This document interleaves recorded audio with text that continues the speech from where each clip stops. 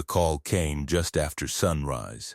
Nathan Mercer had just finished reviewing a contract when his phone vibrated across the glass surface of his desk. The office was quiet, the city of Chicago still waking up outside the tall windows behind him. Morning light stretched across the polished floor, reflecting off steel and glass, giving everything a cold, controlled order. He almost ignored the call. The number was unfamiliar, but something made him answer. "Mr. Mercer?" A woman's voice said urgently. "This is St. Gabriel Medical Center. Your son has been in a serious accident. You need to come immediately." Nathan didn't speak at first. He stared at the skyline as if the words had not reached him. "I'm sorry," he said calmly. "You have the wrong number." "No, sir," she replied. "You're listed as the emergency contact. He's in surgery right now." Nathan's expression didn't change. "I don't have children. Before I tell you what happened next, subscribe the channel and let me know in the comments where are you watching from. It helps more than you know." The silence on the other end stretched. Then the woman spoke again, confused. "Sir," the boy insisted. "He gave your full name. He said you would come." Nathan ended the call. For several seconds he remained still. Then he picked up the phone again and called his assistant. Cancel everything. Within minutes he was in his car driving toward the hospital. Not because he believed the call, because something about it was wrong. Nathan Mercer was not an ordinary man. He was one of the most respected corporate defense attorneys in the country. His clients were executives, politicians, and multinational companies. He had built his career on identifying traps before they closed, and this felt like a trap. As he drove, he began analyzing possibilities: blackmail, extortion, reputation attack. But something about the caller's voice had sounded too real, too frightened. He reached the hospital in less than 20 minutes. The emergency wing was chaotic. Nurses moved quickly. Families sat in tense silence. Nathan approached the front desk. "I received a call." The nurse looked up. "Name?" "Nathan Mercer." Her expression changed instantly. "Oh, yes, please come with me." They walked through a long corridor. When they reached a private waiting area, the nurse hesitated. "He asked for you before they took him in." Nathan nodded. "Who is he?" "He said his name is Daniel." The door opened. A teenage boy lay unconscious on a hospital bed, pale, bruised, connected to machines. Nathan stepped inside, and the world shifted. The boy looked like him. Not vaguely, not coincidentally, exactly. The same dark hair, the same sharp jawline, the same eyes. Nathan stood frozen. The nurse watched carefully. "Do you know him?" Nathan swallowed. "No." But even as he said it, he knew the truth was more complicated. The door closed behind him. Nathan approached the bed slowly. He studied every detail. This was not a coincidence. Someone had planned this. But why? A doctor entered the room. "He has internal injuries, but he'll recover. He's lucky." How did this happen? Hit and run. No witnesses. Nathan's mind moved faster. What did he say before surgery? The doctor hesitated. "He kept asking if you came." Nathan nodded. He turned back to the boy. 14 years earlier there had been someone, a woman he had loved, someone who had disappeared from his life without explanation, someone he had tried to find, but her family had powerful connections. Doors had closed. Records had vanished. Nathan had eventually accepted that she didn't want to be found. Now, standing in that hospital room, he realized he had been wrong. The boy's fingers moved. Slowly, painfully, his eyes opened. They met Nathan's.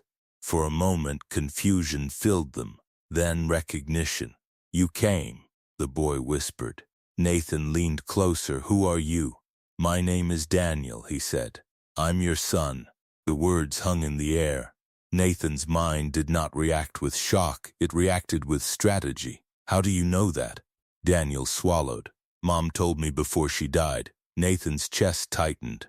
"When?" "Last month." Silence. "She said you tried to protect us, but someone stopped you." Nathan's voice remained calm. "Who?" Daniel's eyes filled with fear. "My uncle." Nathan felt the first true shift inside him. "Why call me now?"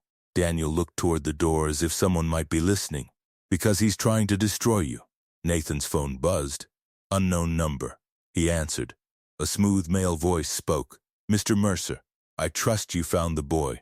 Nathan didn't respond. The voice continued. This situation could become very public, very damaging. Nathan smiled slightly. So this is blackmail? No, the man said. This is a negotiation. Nathan glanced at Daniel. Fear, but also something else. Resolve. Let's meet, Nathan said calmly. The man agreed. Nathan ended the call. He looked back at Daniel. Tell me everything. Daniel's voice trembled. I staged the accident. Nathan's eyes narrowed. Why? Because it was the only way to reach you. Nathan's mind sharpened instantly. You're not a victim, he said. No, Daniel replied, but I need your help. Nathan studied him for a long moment. Then he nodded, because for the first time in years he felt something unexpected. Not anger, not fear, war. And the person who had started this had no idea what they had just awakened. Nathan did not speak for several seconds after Daniel's confession. The machines in the hospital room hummed softly, filling the silence with an artificial calm. Outside, footsteps passed, voices murmured, but inside that space everything felt focused and sharp. You staged the accident, Nathan said finally. Daniel nodded, wincing slightly from the pain in his ribs. I had to. He watches everything. Phones, messages, people. I couldn't risk calling you directly. Nathan studied his face. You let yourself get hurt. I didn't plan for the driver to panic, Daniel said. But it worked. Nathan exhaled slowly. Start from the beginning. Daniel looked toward the window, gathering his thoughts. My mom never told me who you were when I was younger. She said it was safer. She always looked over her shoulder, always nervous. I thought she was just protective. What changed? She got sick. Nathan's chest tightened again. She knew she didn't have much time, Daniel continued. That's when she told me everything. She said you tried to fight for us. She said her brother threatened her. He told her if she contacted you, you'd lose everything. Nathan's jaw tightened. He has that kind of power? Daniel nodded. He built it over years. Real estate, political connections, offshore companies. He's careful, untouchable. Nathan leaned back in the chair. What's his name? Victor Lang. The name was not unfamiliar. Nathan had heard it before in quiet conversations between powerful clients, a man who never appeared in scandals but somehow influenced outcomes. Nathan's mind moved quickly. And now? Daniel swallowed. Now he's targeting you. Why? Because he thinks you'll eventually discover the truth about Mom's money. Nathan's eyes narrowed. What truth? She inherited a massive estate from our grandparents. Victor controlled it after her death, but the legal structure is complicated. If I come forward, if paternity is proven, everything changes. Nathan's voice became cold. So he needs me discredited before that happens. Daniel nodded. He's planning to accuse you of manipulating me. Claim the accident was your idea, that you fabricated everything for money. Nathan almost laughed. He's underestimating me. He doesn't think you know he exists yet, Daniel said. Nathan stood and walked to the window. Chicago's skyline stretched endlessly. A battlefield. He turned back. Does he know you told me? No. He thinks I'm still under control. Nathan nodded slowly. Good, Daniel frowned. What are you thinking? Nathan's expression was calm, but his eyes were sharp. We let him continue. Daniel blinked. What? We give him exactly what he expects. Fear, confusion, cooperation. Daniel shook his head.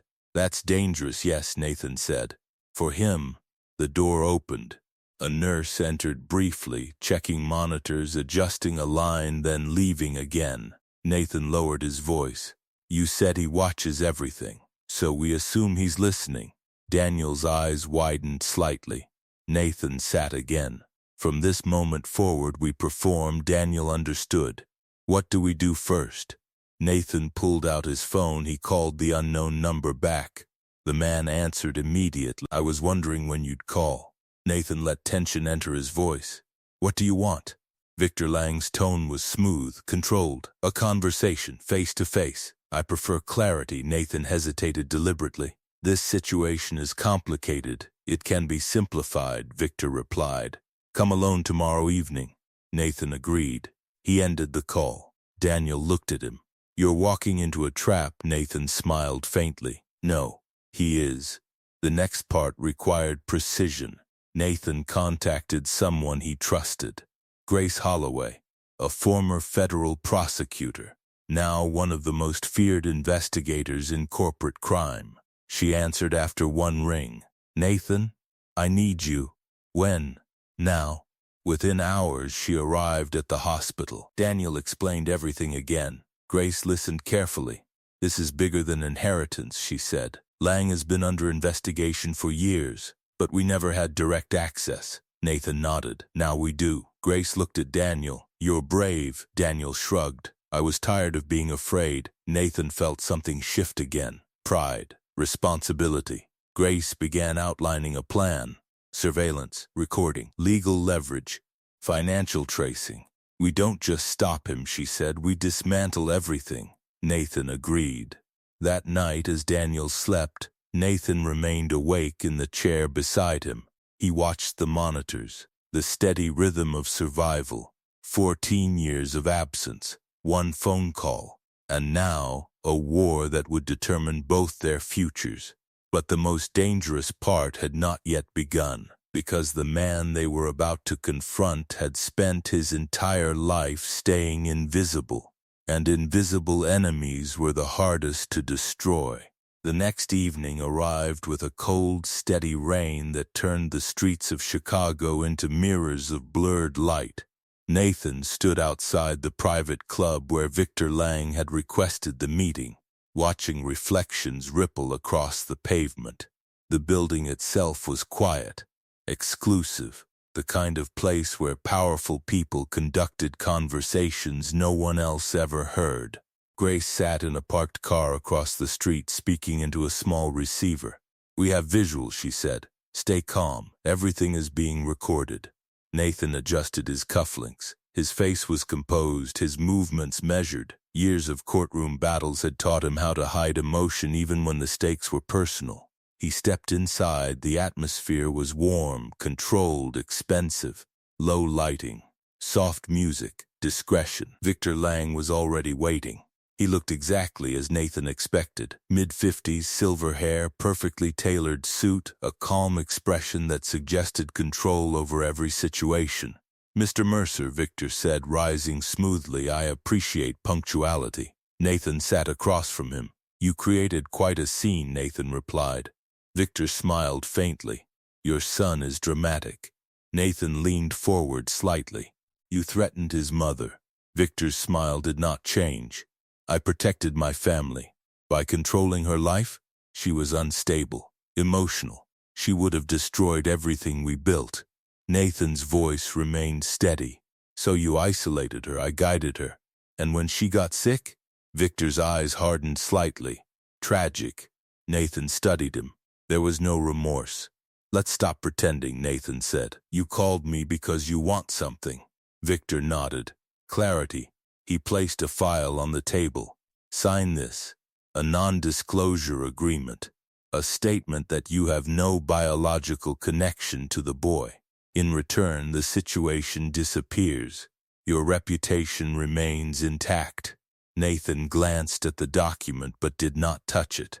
And if I refuse? Victor's expression became colder. Then the media receives evidence that you orchestrated the accident, that you manipulated a vulnerable teenager to access his inheritance. Nathan almost laughed. You think that will work? Victor leaned back. Public perception is rarely about truth. It's about narrative. Nathan nodded slowly. And you've been controlling the narrative for years. Victor smiled again. Yes. Nathan stood. I'll consider it. Victor's eyes narrowed slightly. You have 24 hours. Nathan left the building. The moment he stepped into the rain, Grace's voice filled his ear. We got everything. Nathan walked toward the car. He's arrogant. That's useful, Grace said. They drove in silence for several minutes. Now what? Daniel asked from the back seat. He had insisted on coming despite Nathan's objections. "Now we escalate," Nathan said. Back at Grace's office, they reviewed the recording. Victor had confessed to coercion, manipulation, and intent to defraud. But it wasn't enough. "We need proof of the financial crimes," Grace said, "and something stronger connecting him to your mother's death." Daniel hesitated. "There is something." Both Nathan and Grace turned. "My mom kept a safety box," Daniel said. "She said if anything happened to her, it would explain everything." "Where?" Nathan asked. Daniel swallowed. "At a private bank in New York." Grace's eyes lit with determination. "We go tomorrow." The next day they flew to New York. The bank was discreet, secure, and silent. The manager confirmed the existence of the box after Daniel proved his identity. Inside they found documents, digital drives, and handwritten letters. Nathan read them slowly. His hands tightened. Victor had not only controlled the estate, he had slowly poisoned Daniel's mother by manipulating her medication through a bribed physician. Grace looked at the files. "This is murder." Daniel's face went pale.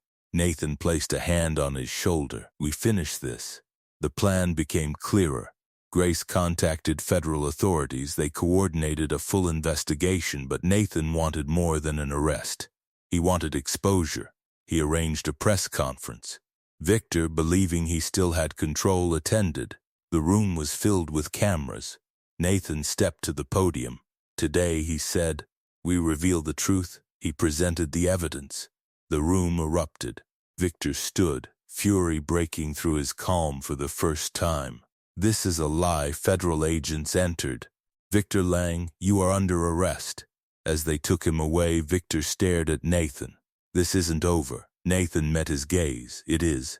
But as the crowd dispersed and the cameras turned away, Nathan felt something unexpected. This battle had been fought with precision, but the consequences were only beginning, because rebuilding a relationship after years of absence would require a different kind of strength. The weeks after Victor Lang's arrest were louder than Nathan had expected. News cycles moved quickly, but this story refused to fade. Financial networks, hidden offshore accounts, bribed officials, and a physician who had quietly manipulated medication. All of it surfaced one piece at a time. Every new revelation made headlines. Every headline pushed Victor deeper into isolation. Nathan watched it unfold from a distance. He returned to work, but his office no longer felt the same. The city skyline outside his windows looked unchanged. Yet everything in his life had shifted. He had spent years believing his world was structured, predictable, controlled. Now he knew how easily truth could hide in plain sight. Daniel was discharged from the hospital 3 days after the press conference. The first night he stayed at Nathan's penthouse felt awkward. They were strangers connected by blood, learning each other's habits in silence. Daniel moved carefully as if afraid of breaking something. Nathan tried not to overwhelm him. One evening they sat across from each other at the dining table, both pretending to focus on their food. "You don't have to be perfect," Nathan said finally. Daniel looked up. "I know. You've been living in survival mode for years." Daniel hesitated. "So have you." Nathan nodded slowly. That was true. Grace visited often, updating them on the investigation. "Victor's network is collapsing," she said one night. "People are cooperating. They're trying to save themselves. And the doctor?" Nathan asked. "Charged." He confessed. Daniel looked down. Nathan placed a hand on his shoulder. "It's over," he said. But Daniel didn't look convinced. The legal battles continued. Victor's lawyers attempted to discredit Nathan. They accused him of manipulation, fabricated evidence, and exploiting Daniel. Nathan responded with precision. He dismantled every argument in court. Each hearing strengthened his position. Public opinion shifted completely. One afternoon, after a long day at the firm, Nathan found Daniel in his office library. Daniel was reading legal case files. "You like this?" Nathan asked. Daniel shrugged. "I like how you think." Nathan smiled faintly. "Law is just structured strategy." Daniel closed the file. "I want to learn." Nathan studied him. You already are. The transition from survival to normal life was slow. They began routines. Morning coffee, evening walks. Conversations about school, friends, and future plans. Trust formed gradually. Months passed. Victor's trial became the focus of national attention. When Daniel was called to testify, the courtroom fell silent. He spoke clearly, calmly. He described the years of control, the fear, the lies, the isolation. Nathan watched from the front row, pride and anger mixing inside him. Grace leaned toward him. He's stronger than you think. I know, Nathan said. The verdict came weeks later. Guilty on multiple counts: fraud, coercion, financial crimes, and conspiracy to murder. Victor was sentenced to decades in federal prison. The courtroom exhaled as if holding its breath for years. Daniel squeezed Nathan's hand. It's really over. Nathan nodded. Yes, but life after justice was different. The quiet that followed felt unfamiliar. One night, standing on the balcony overlooking the city, Daniel asked, "Do you ever think about what would have happened if I hadn't called?" Nathan considered the question. "I would have continued winning cases," he said, "but I would have lost something far more important." Daniel smiled. "I almost didn't do it." Nathan looked at him. "Why?" "I was afraid you wouldn't believe me." Nathan's voice softened. "I will always believe you." The future began to take shape. Daniel enrolled in a new school. He adjusted quickly. He asked questions about law, ethics, and justice. Grace joked that he would become a better attorney than Nathan one day. Nathan did not argue, because the next chapter of their lives would not be defined by what they had survived. It would be defined by what they built together.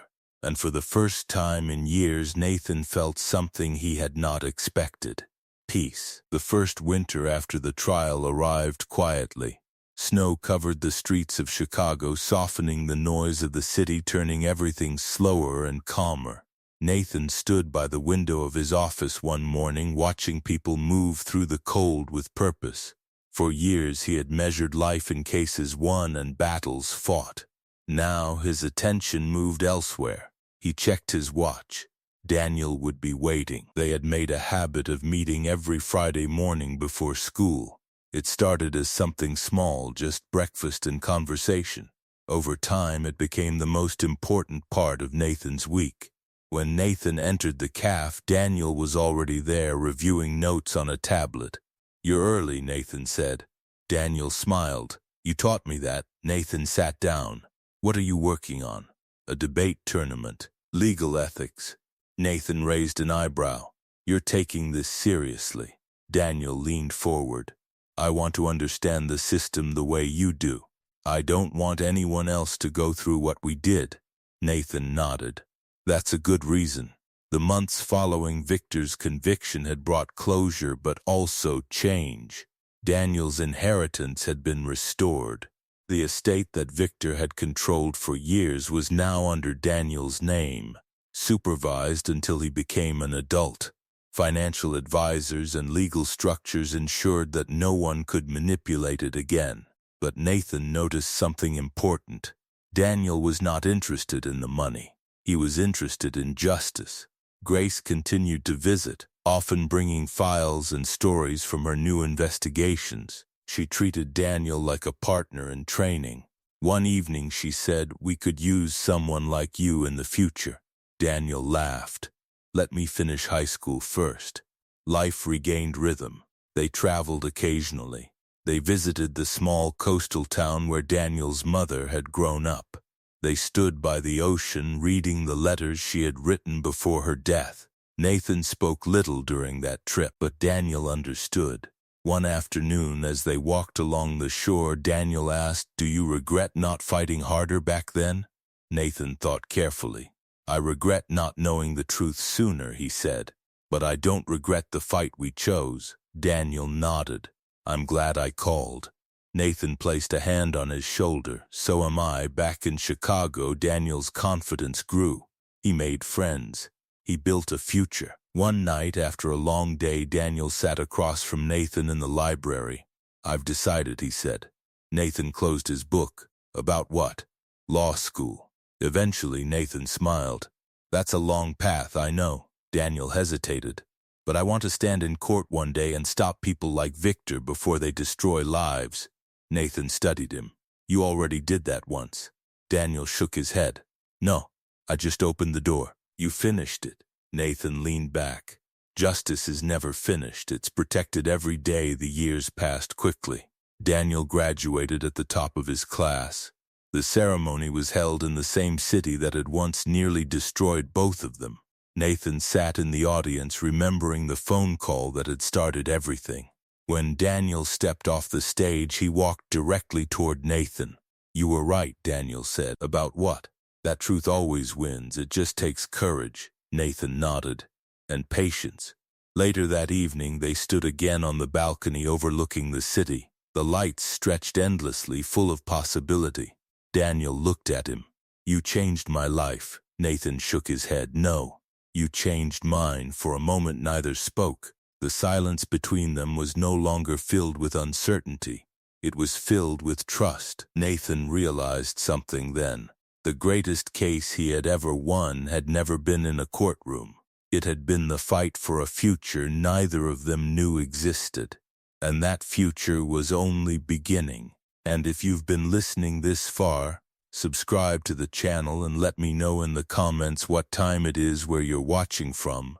It helps more than you know.